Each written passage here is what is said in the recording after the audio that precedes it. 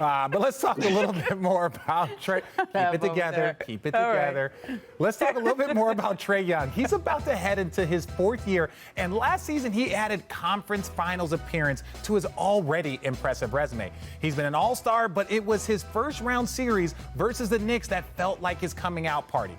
Now, let's take a look at his career numbers. Ramona, he turns 23 this weekend. How much better can Trae Young get? I think he would tell you the same thing, is that he just needs to improve on defense and be more consistent about it. He played a lot more in the playoffs, so those numbers look better in terms of his shooting, all that. But his career defensive rating is 116. That's not so great. That's not great, yeah. And he would tell you the same thing. He can be a better defensive player. And in that series, Tim, I think you were covering that series.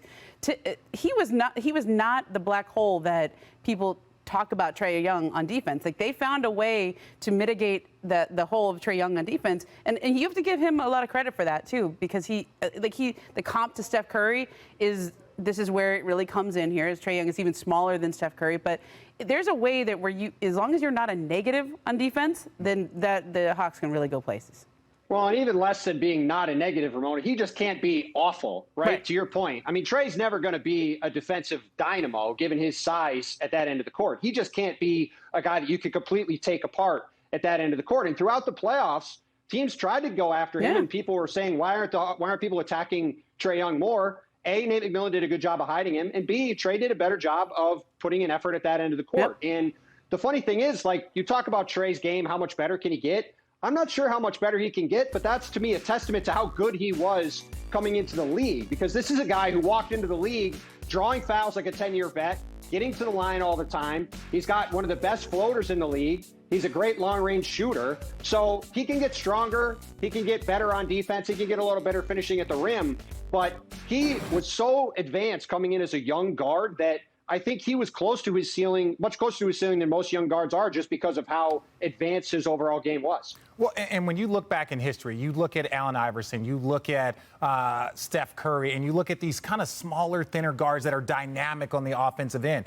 You got to find ways to surround them. When Allen Iverson had one of his best seasons, he was surrounded by defensive players. Dikembe Mutombo, Aaron McKie. They were just loaded on the defensive end. Steph Curry, they surround him with great defensive players. And that's one of the things, like, yes, this might be a small area of weakness, even though Trae can get better. But if we surround them with high-level defensive players that will kind of close in those gaps, then I think the Atlanta Hawks start looking very, very interesting. I don't know if they have enough to get to the finals and win a championship and an overall. Right there, though. And they're right, but that's what I'm saying. They're right there. I could see them in the Eastern Conference Finals again. But the one thing that Trae has, when we talk about his defense, when we talk about his percentage, can he get better?